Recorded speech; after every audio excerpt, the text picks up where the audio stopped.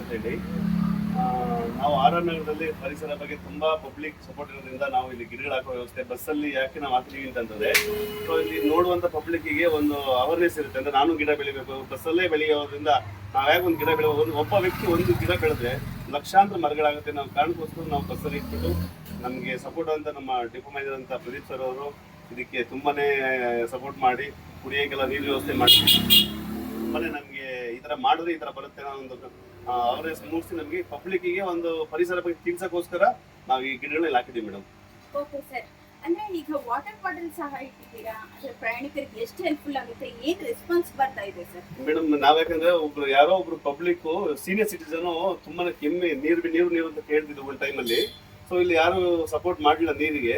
So ಅವಾಗ ಅಂದ್ಕೊಂಡ್ವಿ ನಾವ್ ಯಾಕೆ ಇಡಬಾರ್ದ ನೀರು ಅಂತ ಹೇಳ್ಬಿಟ್ಟು ಎಲ್ಲಾ ಸೀಟಲ್ಲೂ ಯಾರನ್ನು ಕೇಳಬಾರ್ದು ಅವ್ರು ಅಂತೇಳಿ ಎಲ್ಲಾ ಸೀಟಲ್ಲೂ ಇಡುವಂತ ಕಾರ್ಯಕ್ರಮ ಮಾಡಿದ್ವಿ ಮೇಡಮ್.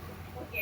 ಮತ್ತೊಂದಂದ್ರೆ ಈ ಸೀಟ್ನಲ್ಲಿ ಕೂಡ ಅದನ್ನ ಬೆಳೆಸುವಂತ ಒಂದು ಪರಿಸ್ಥಿತಿ ಕೂಡ ಪ್ರಮುಖವಾಗಿ ಪಾಟ್ಗಳನ್ನು ಕೂಡ ಹಾಕುವಂತಹ ವ್ಯವಸ್ಥೆ ಜೊತೆಗೆ ಔಷಧಿಯ ಬೆಳೆಸುವಂತಹ ವ್ಯವಸ್ಥೆ ಇರ್ಬೋದು, ಎಲ್ಲವನ್ನ ಕೂಡ ಮಾಡುತ್ತೆ. ಇರ್ತಕ್ಕಂಥ ಪ್ರಯಾಣಿಕರು